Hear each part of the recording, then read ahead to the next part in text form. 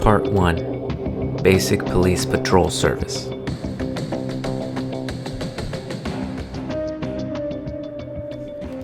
Baldwin Park calls itself the hub of the San Gabriel Valley. Tucked about 20 miles away from downtown Los Angeles, just east of East LA, the crime density lightens up right around these city limits. Most residents appreciate a well-run municipality with plenty of work, safe streets, and the bragging rights of being the home of the first ever In-N-Out. If you asked Chief Kimora Ardales, she would be quick to credit the safety and comfort that these citizens enjoy to the fine men and women who wear her police department's badge. She had started her law enforcement career in the county sheriff's office, actually, working the jails like every other newly sworn until a spot in Irwindale PD opened up, and she saw it as a fast track to the actual police work she had dreamed of since she was a little girl. She put in for a transfer, then spent about 6 years working the beats and becoming noted as one of the community's most revered police. However, working at a small department means long waits to promotions, and never one to be particularly patient, Officer Ardales was always keeping feelers out for sergeant openings. Her patience paid off not more than 2 years later when Baldwin Park PD expressed interest in bringing in a decorated female officer to lead their new aggressive anti-gang task force, the Gang Activity Prevention Unit, or GAP for short. She applied immediately, and when hired, accepted graciously.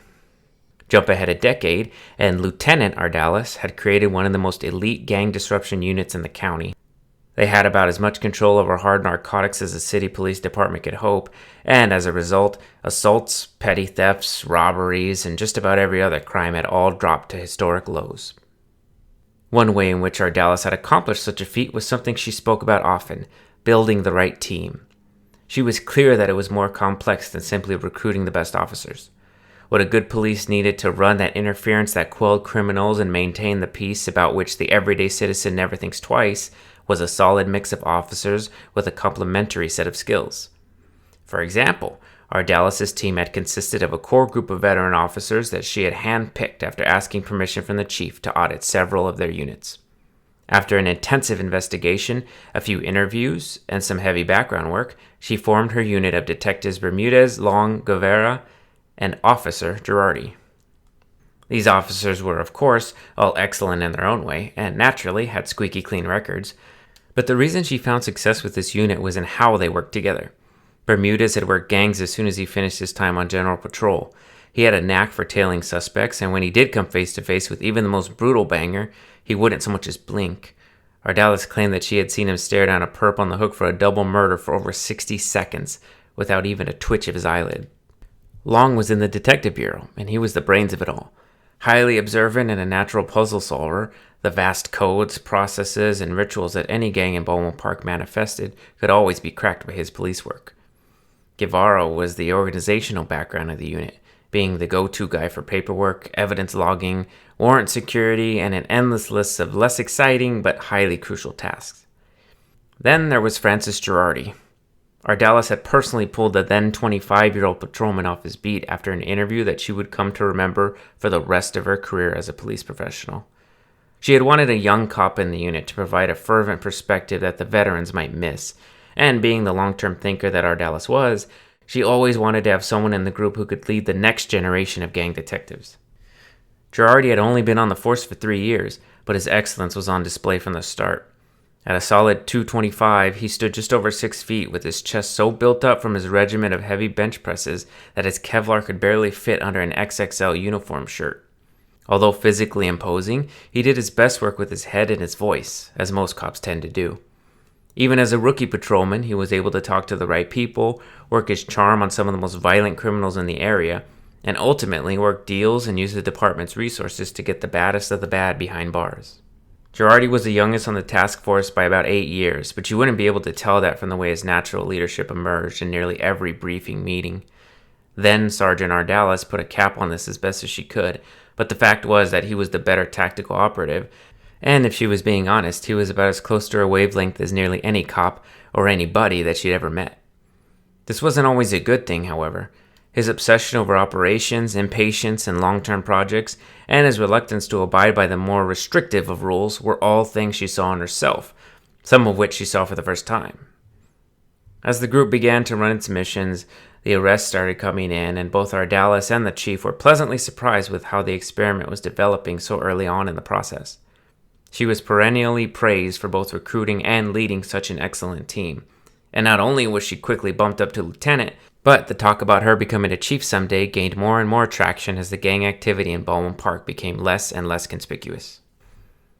In 7 years, Ardales' team would statistically become the most elite gang deterrent force in the county. However, this wasn't without controversy.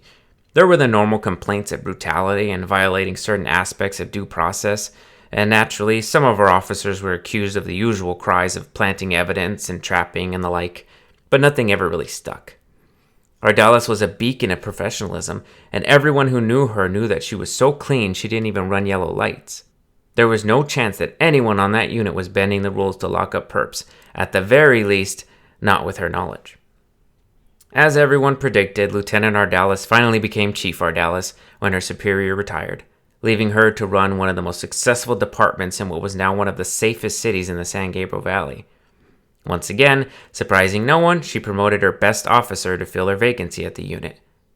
Thus, Detective Girardi became Lieutenant Girardi, the same name that would be on the file that dropped on the Los Angeles County Sheriff Department's Detective Sergeant Diliana Desarian's desk on that fateful Monday morning.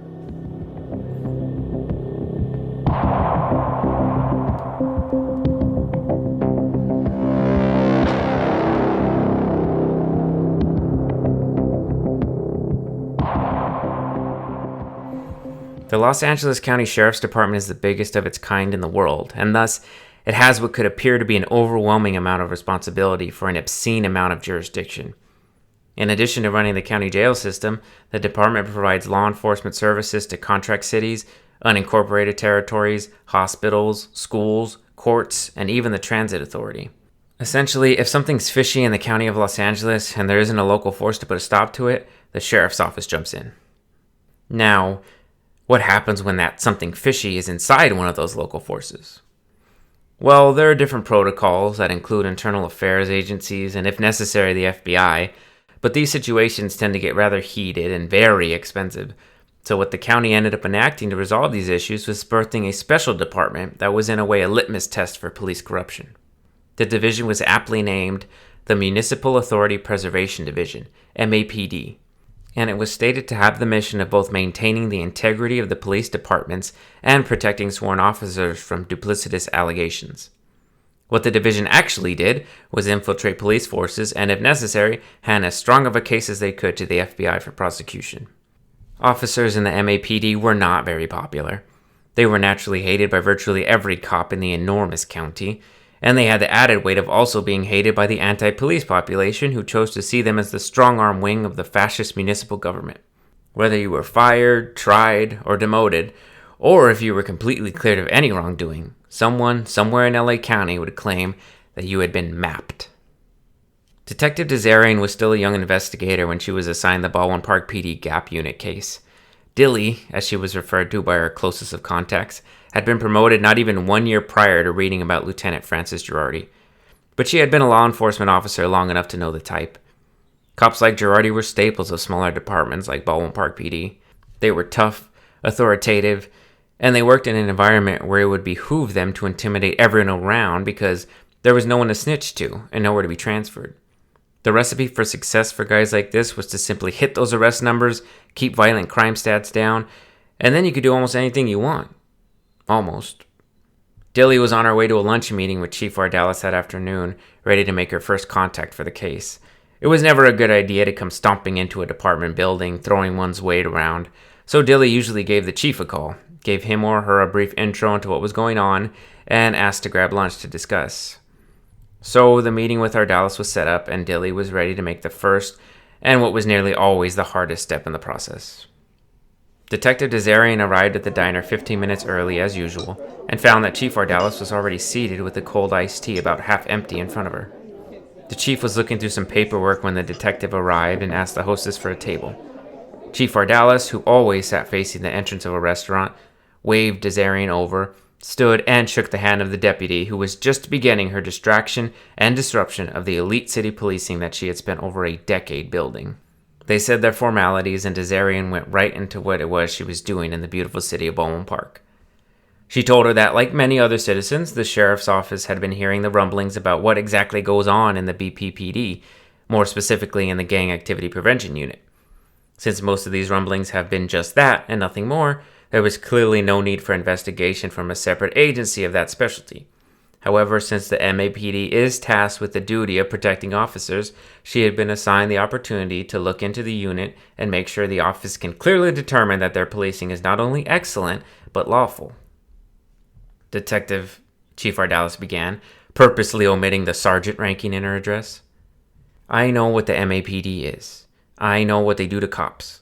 I know the rationalization of why you guys exist, and I understand it. I really do. I also know there's nothing I can do to stop it. This is my first personal run-in with your unit, but I've heard enough stories to know it's best to just cooperate. Well, thank you, Chief, the detective sergeant responded. I do appreciate that, and again, no one at BPPD is under formal investigation. I'm just here to observe enough of the operations to hopefully bring an end to all these rumors. You can be sure I'll stay as out of the way of your officers as I can. Sure. Okay, so what I thought I could do first was... Let me just say this before you start, the chief interrupted. There's nothing going on. My cops are good cops. Some of them mess up, just like in any other department, but we keep our people safe, and we do everything we can to maintain a level of service and dignity with our position. She stopped to take a big breath and a sip of her tea. I know Girardi's reputation, and I know you know I was the one who brought him into the Gap unit. I saw him make his rookie mistakes, I reprimanded him and mentored him when he did, and I made sure he knew the difference between policing and swinging your dick around. He's a hard-headed guy, extremely rough around the edges, and he's always going to have more enemies than friends, and he's got a lot of friends. But he's a great cop. Just want to go on record saying that. I understand, Chief. I'm sorry. But don't say you're only here to clear his name. Just spare me. As a courtesy, please. You got it. The waiter timed his entrance perfectly and took the orders as well as the edge off, as Dilly transitioned the discussion into more digestible shop talk, deciding it better to bring up her game plan for the investigation at a later time. At the very least, she'd wait until after she had a chat with Lieutenant Girardi. Back at the Gap unit, the man himself was flipping through some of the bigger warrants in his jurisdiction, figuring he'd pick someone up and look busy since the LASD was in town. Why not give them a quick look at just how elite and, more importantly, valuable he and his unit were to the city?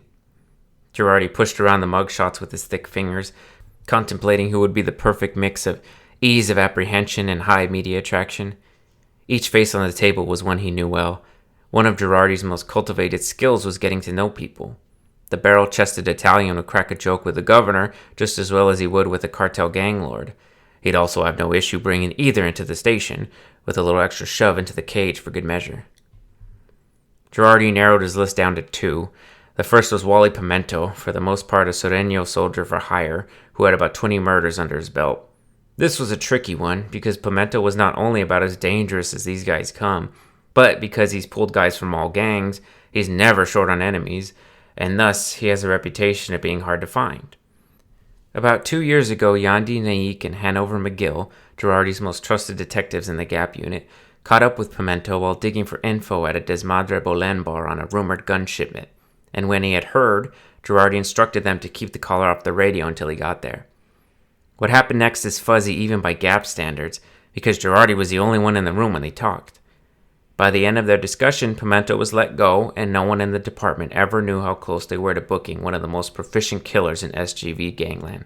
Girardi figured it might be time to call in the favor. The second guy, and as he thought more about it, the one he would definitely bring in, was Antonio Lechuga, also known as Verde. He was one of the big shots in Desmadre Bolen, but once the Gap unit nearly boxed them into extinction, he bounced around a bit and eventually got in with Puro 626.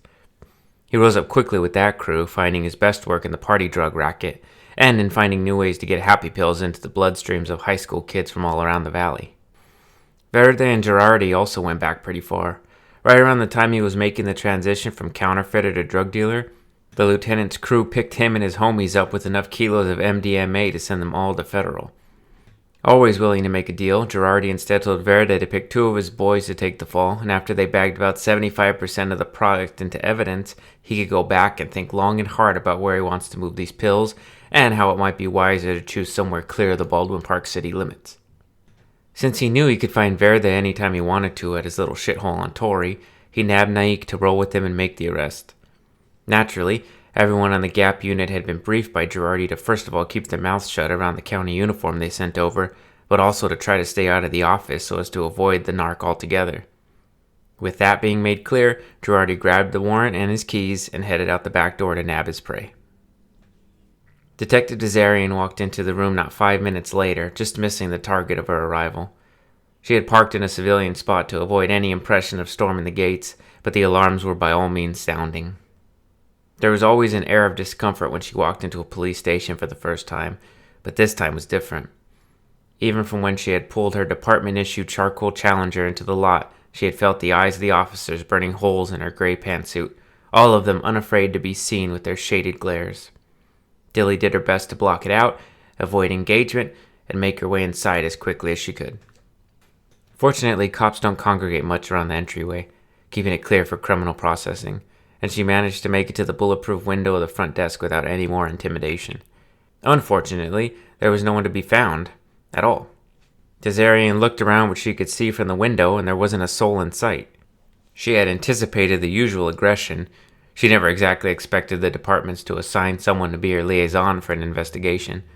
But this was a new tactic in obstructing the county's pursuit of justice, if that's what this all was.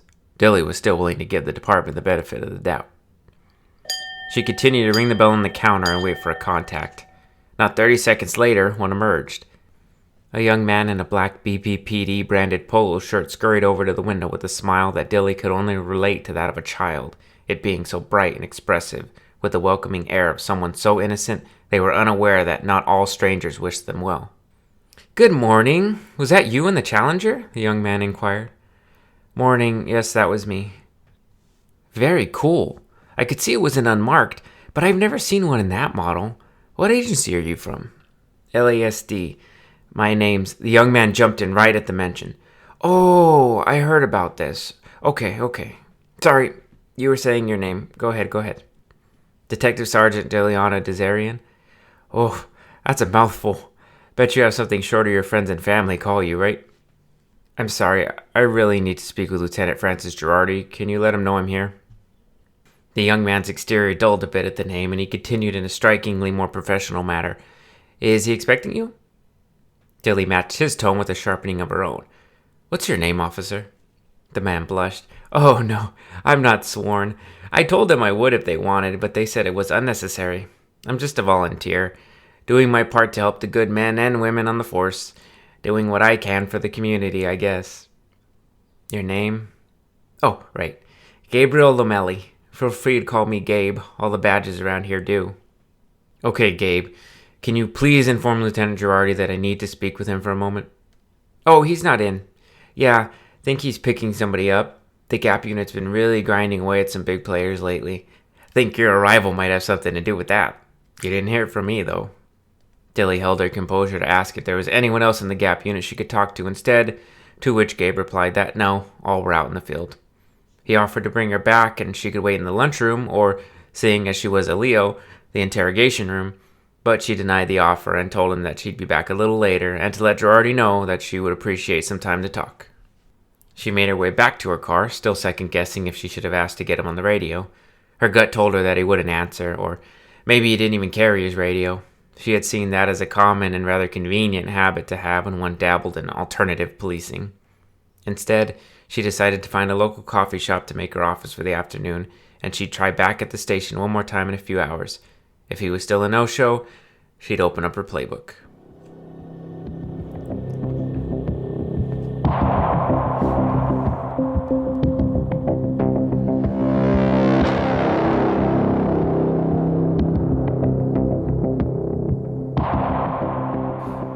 Girardi and Naik pulled up to Verde's block, and as expected, there were about 4 puros hanging in the front. Sometimes the Gap unit was a little too good at their jobs. They would break their way through the ranks, knock the leaders around a bit, set up the conditions, and then they would see peace last for years in parts of gangland. The only issue with that was that with no bodies piling up, there really was no need to check in. And with time away came ignorance with street politics. Usually Girardi had some kind of CI he could text to get an update, but this caller was a time-sensitive one, and he errantly thought he could just show up and bring the puro big man into the station. Apparently, he wasn't the only one looking for him. The lieutenant dialed up Verde and wasn't in the least bit shocked when it wasn't answered. He moved down his contacts and dialed up a CI that had decent ties to the gang, and he was able to learn what he hadn't even dared to fear. He banged his palm against the steering wheel in frustration, taking a deep breath before informing his partner. Puros are starting a coup. Verde's been building trust with the other lieutenants, and they've been recruiting soldiers for a move against Garza. Remember, I told him we'd back him if he did this? That was like 4 months ago, and he kept saying it was the wrong move. Now, all of a sudden, it makes sense, and he's starting the break at the worst possible time. If he's got bodies out front, that means Garza knows. Yeah, Snitch says that Garza got wind of it when his gun guy didn't have AKs. They have an exclusive deal, so Garza put 2 and 2 together and realized that it was one of his guys who was arming up against him. God damn it. Verde's supposed to run shit like this by me first. We can't bring him in if he can pull this off. Obviously, it's in our best interest to have our guy running the puros. So should we just try to pick someone else up? No, we gotta go in. Verde not telling us about this is a red flag. He either thinks he's too big for us now, or he knows something that we don't. Think they know MAPD is here? I doubt it, but who knows? Be a smart move to spread that word around and keep our contacts out of reach. But I mean, if they'd go that far, and the sheriffs are for real, that might be our bigger problem. Yeah, we need to bring in a big player today, before Desarian loses any goodwill she might still be holding on to. And Verde still owes us. Yeah, he's gonna have to give up a lieutenant or guns or something. If we go under for anything, he's gonna be a gang lord with a target from half of his own crew, plus the PD. He knows he has to work with us. Girardi decided it was better not to spook anyone, so after first removing their guns from their holsters and keeping them in a tactically advantageous position, he drove up to the front and parked right by the driveway, under full view of the bangers, 2 of which immediately came to the car. What's up, fellas? Verde and I need to talk, Girardi muttered coolly. You know you coming? No, this is more of a drop-in. We go way back, though. Tell him Girardi needs to chat. The bigger puro leaned over to get a good look at Detective Naik before pulling out his phone and beginning a text. Girardi interrupted. Oh, I was texting him too. Funny, wasn't answering me. The big man kept his eyes on his phone. Then when prompted, he told Girardi to head up, shifting his gaze to the passenger. Just Girardi, and no heat. Girardi immediately fired back, doing his best to remain as cordial as possible. We're just gonna talk. Verde says he'll talk to G if he leaves a gun. If not, says to get a warrant. I have a warrant for him, and if you give me a sec, I'm sure I can pull one up for you too, he said through gritted teeth. He had lost a bit of his control and violently shoved his car door open, pushing the liaison back. Naik followed suit on his side, and seeing that both police were holding their drawn weapons, the puros took steps towards them, hovering their hands over their own pieces. Girardi read the writing on the wall and knew he had to de-escalate. Although he was disturbed at how quickly these guys had assumed fighting stances, usually the bangers in the city were terrified to even look Gap cops in the eye. He knew this wasn't a time to force his will. He needed Verde on his side for the long term, and the last thing his unit needed right now was for a shootout to go down with a MAPD deputy hovering. Okay, everyone calm down. Naik, go ahead and wait out here. Girardi slowly placed his pistol on the dash, then reached down and unlatched his ankle .38, placing it in the car as well. Just to show you guys we're on your side. No heat, okay? Frisk me if you want, handsome. Naik holstered his weapon and got back in the car as the guard nodded his head in the direction of the house, following Girardi up the steps and through the front. Girardi made his way inside and immediately saw Verde sitting on the couch, engrossed in his PlayStation basketball game with another puro. Girardi gave the room a quick scan to confirm that there were 4 additional defectors inside, all of which could be assumed armed and dangerous. Hold on, G, we got less than a minute. Grab a seat, offered the revolutionary.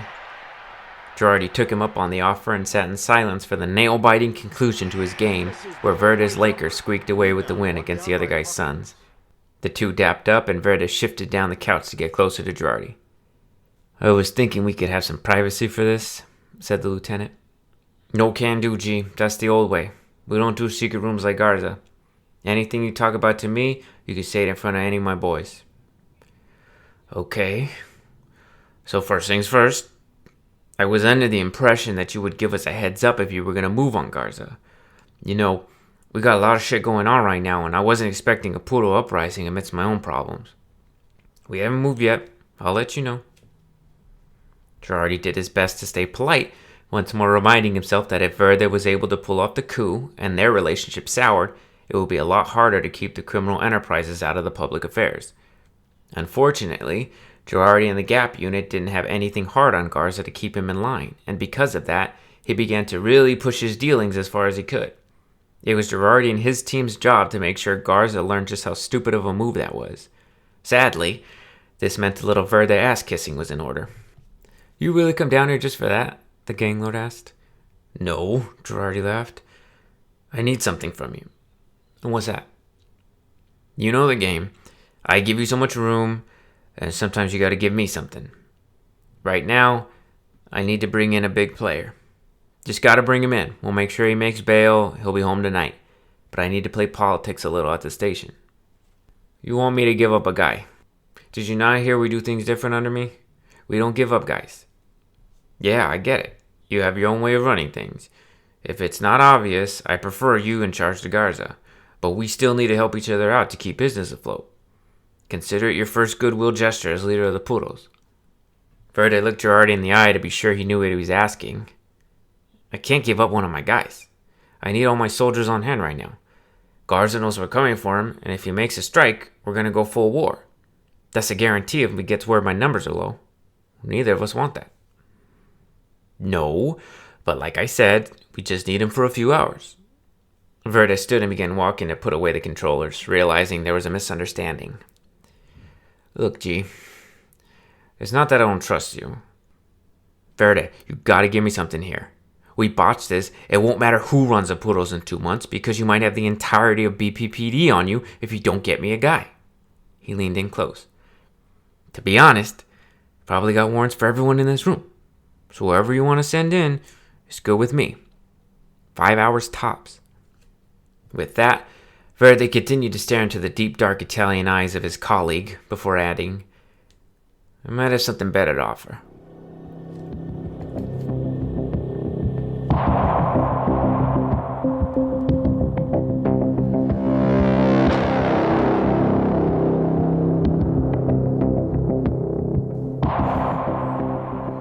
It was 1600 and Dilly was back in the BPPD parking lot, once more under the stares of the loitering officers.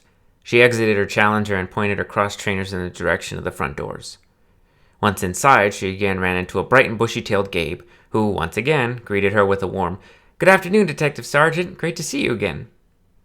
She smiled politely and asked if Lieutenant Girardi had been in. Gabe replied that he had not, and that there was a decent chance he had gone home for the evening. Gabe let her in on a little habit of Girardi's of skipping off a shift and going right home to his wife, eschewing the late debrief. Dilly had exhausted her politeness at this point and decided to start speaking straight.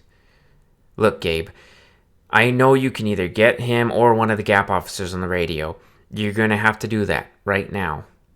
There's a legal term I've been trying really hard not to use, and even though this isn't a criminal investigation, the more you help Girardi duck me, the closer I get to letting the sheriff know that something weird is in the works out here in Baldwin Park. So, listen to me. You might think you're doing the cool kids a favor by trying to reroute me from them, but you're really not." The poor police aide stood silent and afraid as Dilly continued. "Grab that radio right there and tell Girardi to get back to the station ASAP. Tell him Detective Sergeant Desarian from LASD is here and she needs a word. Today. Got that?" Gabe nodded, grabbed his radio and made a move to the Gap office as Dilly snapped at him. No. Do it right here. I'm not playing these games anymore. Just get on the channel and tell him what I just told you. If he's going to give you some kind of instruction to get rid of me, I want to be here when..." She stopped cold at a heavy voice, though somewhat softer than she expected. She turned around, and standing right there was the origin of the voice, one of a leader, but more importantly, one of an orator. This was the first time she had heard it, and she could tell right away from just this limited sample size that this was a voice that spoke about as smooth as it got.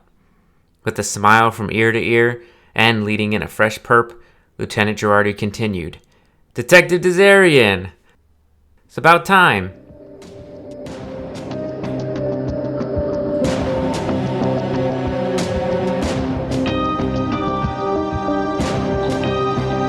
That was the first part of the Bad Boys of Baldwin Park PD. I hope you enjoyed it. I hope you're getting intrigued. The mystery is just beginning. All the politics are just starting to go haywire. So definitely want to subscribe. Part 2 is next week, where Girardi's going to go see what other problems there are in gangland and this impending war, and how Detective Desarian is going to add even further complications.